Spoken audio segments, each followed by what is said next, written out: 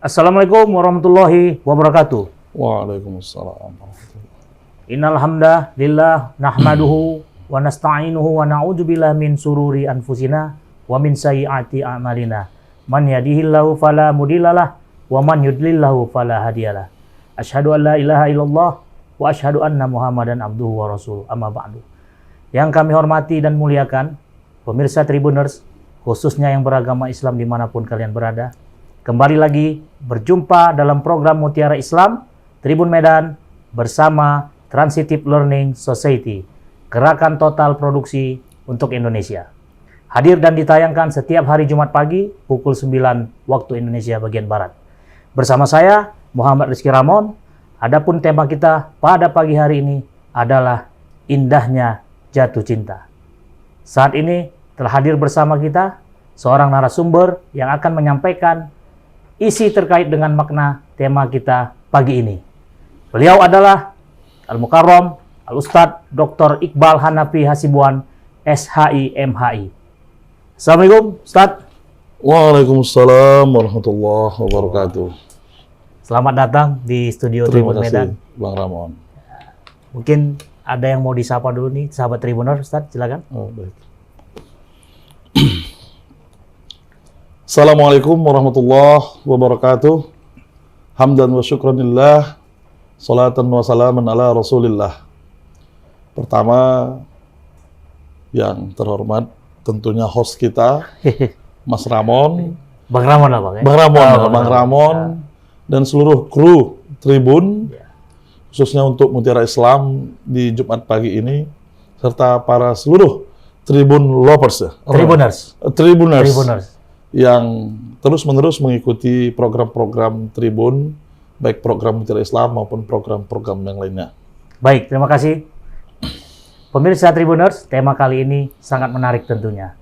Bisa dipastikan, semua yang namanya manusia pasti merasakan cinta.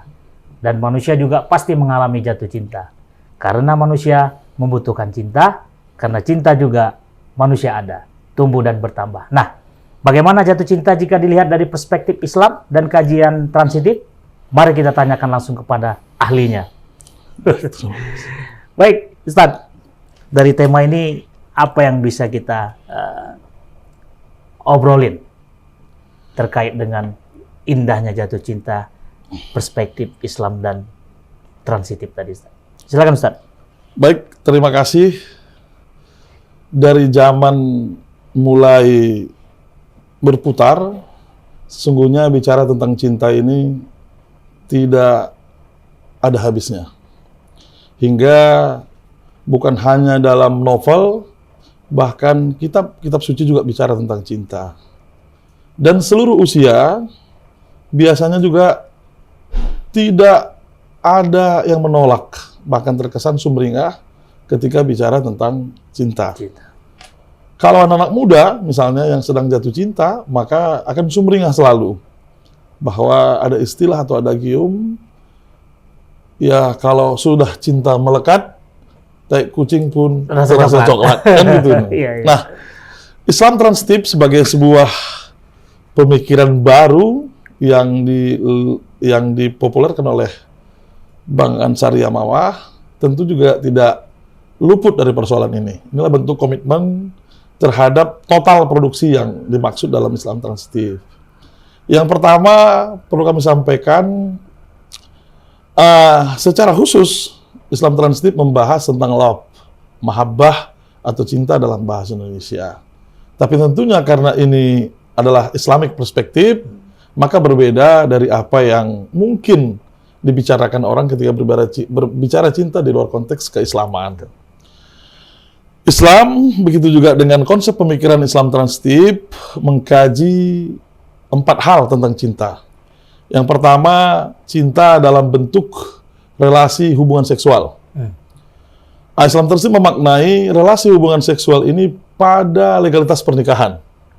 Jadi kalau ada cinta di luar pernikahan, ini biasanya berdampak tidak positif menurut Islam transitif. Jadi kalau ada pun perasaan yang sama atau cinta yang tumbuh di hati kita antara laki-laki dan perempuan atau pria dan wanita, haruslah itu dilegislasi dengan sebuah pernikahan. Dan insya Allah, ketika sebuah pernikahan ini, hubungan relasi seksual antara pria dan perempuan ini dilandasi dengan cinta, maka ini akan menumbuhkan keluarga yang langgeng, hubungan relasi seksual yang tidak akan putus di tengah jalan. Kemudian yang kedua adalah relasi sosial. Cinta dalam relasi sosial menurut Islam Transtip adalah ukhuwah. Bagaimana hari ini kita lihat problematika kebangsaan dan keumatan kita juga sudah mulai mengedepankan ego, keakuan baik baik mungkin dalam perspektif kesukuan, perspektif golongan, perspektif materi dan lain-lain sebagainya, sehingga Islam Transtip menawarkan agar kiranya hubungan-hubungan sosial ini dilandasi dengan cinta, sehingga ada empati, ada rasa kasih sayang, dan rasa memiliki antar sesama. Ini juga saya kira penting bukan hanya pada persoalan keislaman, tapi juga pada persoalan kebangsaan. Situasi kebangsaan kita juga hari ini tidak terlepas mulai tergerus rasa kesatuan dan persatuan. Maka jika cinta, tawaran dari Islam Transtip tidak hanya hubungan antara pria dan wanita, tapi juga hubungan antara anak-anak bangsa, saya kira ini menjadi salah satu problem, salah satu solusi atas problematika kebangsaan ini. Yang ketiga, Islam Transtip juga membuat kajian tentang cinta terhadap alam. Cinta terhadap alam ini, menurut Islam Transtip, akan mampu memelihara alam dan lingkungan dari kerusakan. Yang terakhir adalah cinta terhadap Ibu Pertiwi. Saya kira ini juga adalah salah satu bentuk ajaran Islam yang dari zaman Rasulullah sampai zaman kini terus menerus didengungkan, sehingga hadis hubbul waton minal iman itu adalah sesuatu yang sudah umum dan diketahui oleh khalayak ramai, terutama umat Islam. Ini juga sangat penting karena inilah yang dapat menumbuhkan semangat nasionalisme, semangat menumbuh kembangkan kembali negara kesatuan Republik Indonesia, semangat untuk menjaga sekaligus juga untuk menghindari dan menghadapi rongrongan baik secara nyata maupun melalui ghazwatul fikr. Saya kira sementara 4 kajian menurut lob atau mahabbah dalam pandangan Islam Transtip ini dulu sebagai pengantar. Selanjutnya nanti kalau ada yang mau kita diskusikan atau ada teman-teman dari Tribuners yang mau ikut berpartisipasi dialog, silakan komen. Kita persilakan dengan segala hormat. Terima kasih Ustadz. Berbicara tentang cinta ini kan memang identiknya kan dengan kaum milenial. Ya, apalagi kalau kita dulu masa-masa muda tuh Ustadz ya. Mungkin Ustadz milenial juga dulu kan 10 tahun yang lalu. Nah, apakah makna cinta itu bisa kita gambarkan secara umum itu terkait dengan kepedulian itu Ustadz? Nah, baik itu kepedulian kita terhadap yang hubungan kita dengan sesama manusia, hubungan kita terhadap masyarakat, lingkungan, bahkan ya hubungan kita terhadap negara gitu. Mungkin Ustadz bisa menjabarkan lebih luas lagi terkait dengan cinta kepedulian tadi Ustadz. Baik, sekali lagi cinta itu kan sesuatu yang suci. Saklar deh. Kenapa suci? Karena cinta ini lahir dari yang maha suci. Ar-Rahman Ar-Rahim tadi. Ar-Rahman dan Ar-Rahim. Nah, alasan tadi disampaikan oleh Bang Rahman juga di awal, alasan kita dan alam semesta ini ada juga adalah karena cinta. Kan begitu. Nah, bagaimana akhirnya cinta ini mampu mengejawantah tidak hanya dalam bentuk rasa, tapi juga pada bentuk yang lebih luas. Misalnya karena cinta terhadap istri, kita menghilangkan perilaku noda selingkuh. Cinta terhadap sesama menghilangkan rasa dengki. Kemudian cinta kepada alam menghindarkan kita dari merusak alam dan lingkungan. Cinta kepada negara menyebabkan kita ikut berperan serta dalam menjaga NKRI dan Pancasila sebagai sebuah ideologi, saya kira gitu. Secara singkat mungkin seperti itu ya, Bang Ramon. Jadi kalau bagaimana sih kita, Ustadz, cara menumbuhkan rasa cinta itu ya. Ya kadang kan memang terkadang rasa cinta itu kan ya sering naik turun lah. Betul. Apanya perasaannya ya. Apabila kita misalnya rasa cinta kita terhadap pekerjaan misalnya. Ya. Ketika pekerjaan itu tidak sesuai ekspektasi kita, ketika memang pekerjaan itu tidak sesuai dengan harapan yang kita inginkan. Ya. Nah, tentu kan itu akan terjadi yang namanya kebalikan dari rasa cinta itu. Malah jadi benci. Wah, kita ambil contoh, aduh, kita udah susah payah nih kerja keras tapi hasilnya nggak maksimalnya. Bagaimana Ustadz bisa menumbuhkan kembali rasa cinta itu, Ustadz? Baik, cinta memang jika kita bungkus dengan ukuran akan sering menimbulkan kekecewaan. Betul. Kenapa ada yang berbeda antara idealita dengan harapan? Iya. Kan begitu. Namun ketika cinta itu berdasarkan ketulusan, saya kira cinta ini tidak akan pernah mengecewakan. Makanya dari awal kita sampaikan bahwa cinta ini adalah sesuatu yang suci. Kenapa? Karena berasal dari yang maha suci. Nah, sucikanlah perasaan kita, cinta kita ini baik terhadap istri, maupun terhadap lingkungan, terhadap sesama, terhadap negara, sehingga cinta ini tidak mengharapkan apapun, kecuali hanya ketulusan dan keikhlasan terhadap pengabdian. Nah, kalau kita cinta terhadap pasangan kita, istri kita misalnya, dengan tulus dan ikhlas, maka di sana tidak akan ada lagi kekurangan yang kita lihat dan kita jadikan itu sebagai bahan pertengkaran dalam hubungan kekeluargaan. Ketika cinta terhadap saudara kita sebangsa dan setanah air, maka akan kita anggap perbedaan itu adalah rahmat. Rahmat ya. Tidak lagi harus sama persis semuanya. Yang satu harus ikut yang lainnya harus ikut yang satu lagi. Maka ini akan menciptakan konflik. Maka perbedaan-perbedaan dalam kacamata cinta itu akan terlihat seperti taman yang beraneka ragam bunga dan warna. Bukan malah merusak, tapi malah memperindah pandangan kita. Itu sekali lagi, supaya tidak ada kecewa, tidak ada benci, tidak ada dendam, maka sucikanlah cinta itu dari perasaan-perasaan yang memiliki tanpa batas. Kemudian mencintai itu, saling mencintai itu harus terus-terusan, harus satu paham, harus satu warna, harus satu keyakinan. Tidak seperti itu. Cinta itu menembus seluruh batas-batas tersebut. Dan cinta itu menembus lorong dan waktu. Kira-kira begitu. Nah, baik Ustadz. Jadi berbicara cinta ini kan luas. Ya.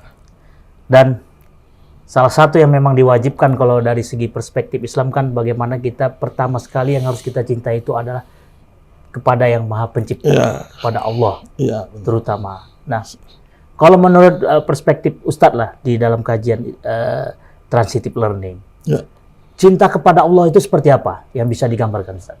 Baik, sebenarnya memang tentu sebagai hamba yang serba kekurangan, maka tentu kita harus banyak berterima kasih, bersyukur, kemudian mencintai Zat yang telah memberikan kita segalanya. Kalau ini bukan bermaksud membandingkan Allah Tuhan kita dengan dengan makhluk ya. Kalau Bang Ramon misalnya jatuh cinta pada seseorang, tentu segala hal yang disukai oleh seseorang tersebut akan Bang Ramon lakukan.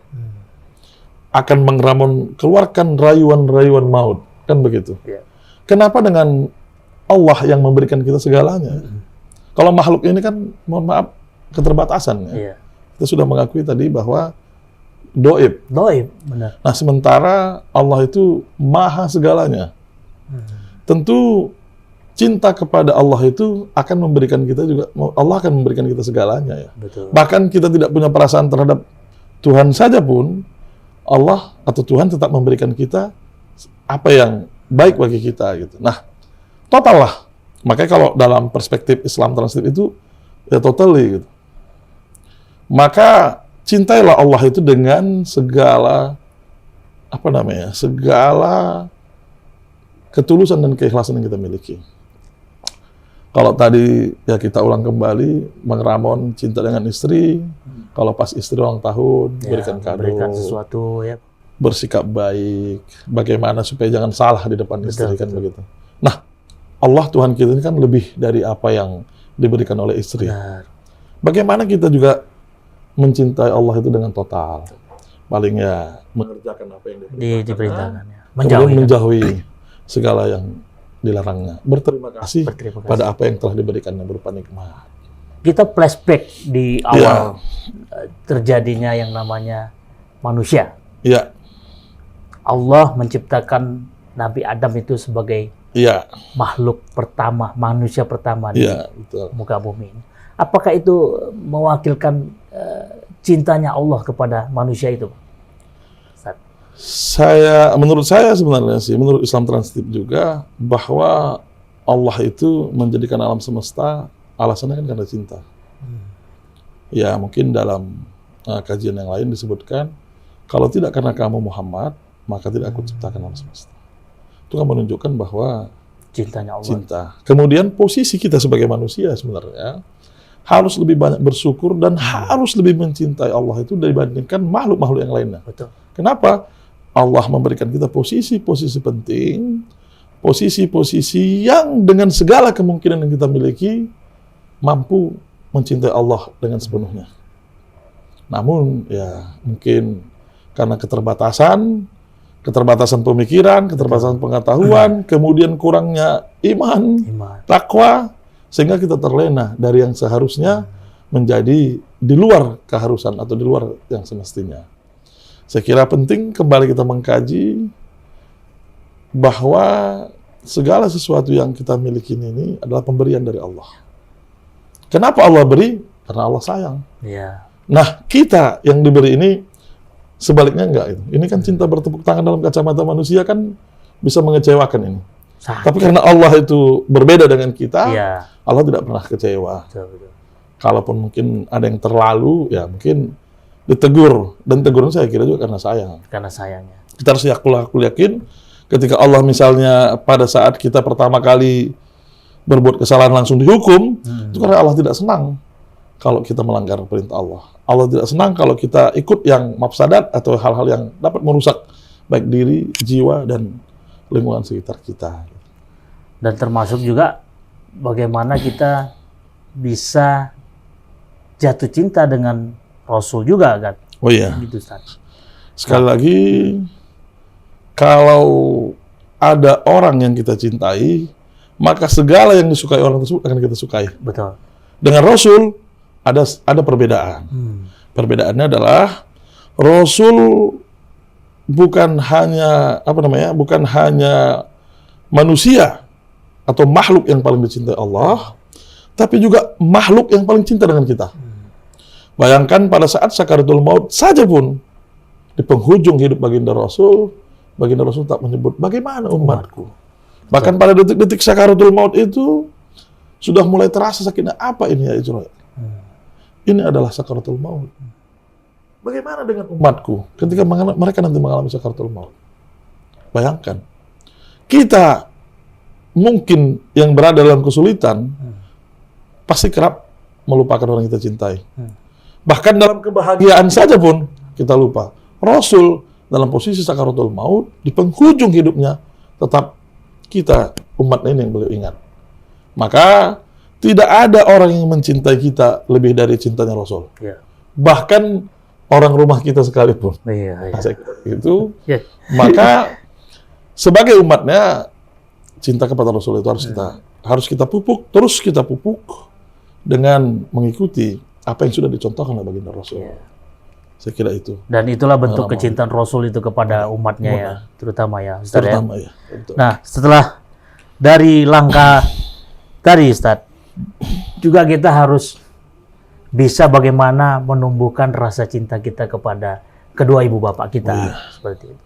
Nah, kalau perspektif Ustaz, mencintai kedua ibu bapak itu apakah memang harus kita jaga, harus kita rawat dari posisi mereka sudah tidak kuat lah, maksudnya lagi sakit-sakitan, atau memang bagaimana sih kita bisa merepresentasikan cinta kita kepada kedua ibu bapak kita itu, Ustaz? Baik, kita coba lihat mungkin perspektif Al-Quran al-hadis bahwa ridhonya Allah itu ada pada ridho orang tua. Betul. Kan begitu. Kemudian marahnya Allah itu ada pada marahnya Kedua ibu bapak. kedua ibu bapak.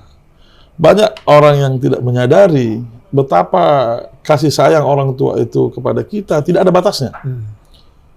Setelah tiada, ada beberapa orang mungkin yang menyadari.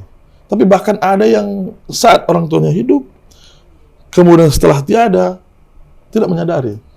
Nah, bagi kita yang diberi kesempatan merasakan kasih sayang orang tua itu, ya mungkin kita-kita ini juga sudah Menjadi orang jadi tua, orang ya, tua, Pak? ya. Betul, Pak. Boleh kita kilas balik dulu. Mungkin perasaan kita terhadap anak kita hari ini, Begitulah orang tua begitulah kita orang tua terhadap kita kita. terhadap kita. Tidak ada batasnya, saya kira. Bahkan orang tua dalam pengejawantahan rasa cinta terhadap anak itu mampu melampaui batas-batas kemanusiaan atau batas-batas kemampuan manusia gitu. Iya. Sehingga saya kira memang setelah Allah, Rasul, cinta kita terhadap orang tua itu adalah Wajib ya, yang utama. yang utama. Ya, dalam bentuk, ya tidak semua orang tua itu mengharapkan materi, saya kira. Iya. Tidak semua juga orang tua itu susah, tidak semua orang tua itu kehidupannya sulit.